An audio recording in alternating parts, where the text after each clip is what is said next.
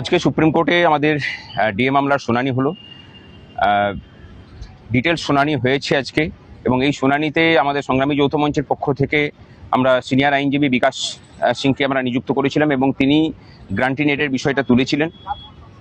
আমরা যেটা চেয়েছিলাম যে গ্রান্টি নেটের বিষয়টাকে নিয়ে আমরা যে এফিডেভিট বিগত মে মাসের 5 তারিখে ফাইল করেছিলাম মাননীয় বিচারপতি ইন্দু মালহোত্রা কমিটির কাছে, সেই যে এফিডেভিটটা, সেই এফিডেভিটটার বিষয়ে ইন্দু মালহোত্রা কমিটি তারা বিচার করুক এবং সেইটাকে ডিসপোজ অফ করুক কোনো একটা সিদ্ধান্ত নিয়ে। না হলে মানে এই বিষয়টাকে ঝুলে আছে, এবং সরকার পক্ষ থেকে বলা হচ্ছে যে ইন্দু মালহোত্রা কমিটির যে কোনো নির্দেশ আসবে আমরা গ্রান্টি নেটের বিষয়ে সেরকমভাবে সিদ্ধান্ত নিয়ে আমরা সেরকমভাবে টাকা ডিসবার্স করবো।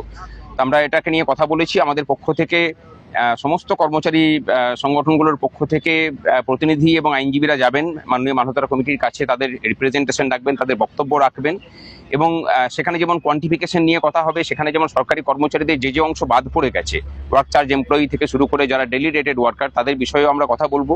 এবং তারই সাথে আমাদের যে এফিডেভিট ছিল এই বিশেষ করে গ্রান্টি নেটের বিষয়ে এবং ওয়ার্ক চার্জ এমপ্লয়িদের বিষয়ে, পুলিশের এনভিএফদের বিষয়ে, সেই বিষয়গুলোকে আমরা তুলে সেখানে নিষ্পত্তির চেষ্টা করব। তারপরে আমরা এবং সেখানে কি হচ্ছে না হচ্ছে সেটা নিয়ে আবার আগামী 8 সপ্তাহ পরে নতুন বেঞ্চ তৈরি হবে, সেই বেঞ্চের কাছে আবার এই মামলা ফিক্সড আপ হবে। যদি মাননীয় মালহোত্রা কমিটির কাছ থেকে আমরা সুবিচার নাই পাই, তখন আবার এখানে আসা যাবে। কিন্তু আমার মনে হয় যে তার আগেই আমরা ন্যায় বিচার পাবো। সুতরাং গ্রান্টি নেট এমপ্লয়িদের জন্য আজকের শুনানি কিন্তু অত্যন্ত গুরুত্বপূর্ণ ছিল, এবং আমরা যথাসাধ্য চেষ্টা করেছি এই বিষয়টাকে রাখানোর। যখন কথাটাকে রাখা হয় তখন ইয়েরা বলেন যে না, আইনের মধ্যে নেই, কিন্তু একাধিকবার সরকার পক্ষ থেকে পূর্বেও যেমন হিসেব দেখানো হয়েছে যে গ্রান্টি নেটদের জন্য কত খরচা হবে, সেরকম এফিডেভিটও তারা জমা দিয়েছেন, এবং রায় বেরোনোর পরেও যে কমপ্লায়েন্স রিপোর্ট দিয়েছেন সেখানেও কিন্তু গ্রান্টি নেটরা যে সমান হারেই মহার্ঘ ভাতা পান সেই বিষয়টাকে আমরা উল্লেখ করেছি। সুতরাং সমস্ত কিছু নিয়ে বলা যায় যে মামলার আজকের যে শুনানি, সেই শুনানিটা অত্যন্ত সদর্থক হয়েছে।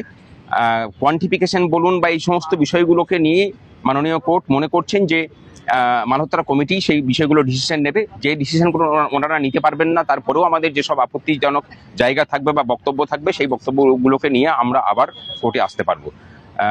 আমরা আশাবাদী যে আমাদের বক্তব্য শোনার পর মাননীয় মালহোত্রা কমিটি যারা বিচারপতিরা আছেন তারা যে রিপোর্ট সাবমিট করবেন, সেই রিপোর্টও আমাদের গ্রান্টি নেটদের পক্ষেই আসবে। আমাদের সাথে আছেন আমাদের আইনজীবী অভিজিৎ উপাধ্যায় এবং গুঞ্জিত সিংজি, ওনারা কিছু বলবেন।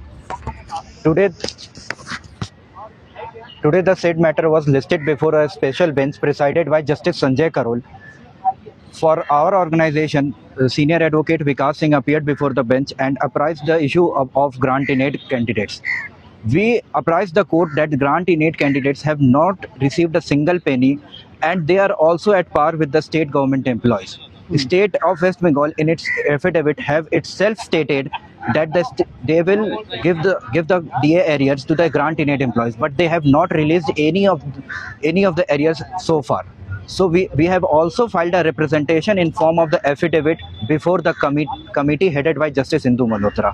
We have mailed them and apprised of our grievances. Today we apprised that we have also emailed to the Justice Indu Malhotra committee. So the court formed a team of members who will be going before the committee and apprise their grievances. From our organization, Shri Bhaskar Ghoshji and I will go before the committee and apprise our issue, and we are very hopeful that our issue will be addressed carefully. Thank you.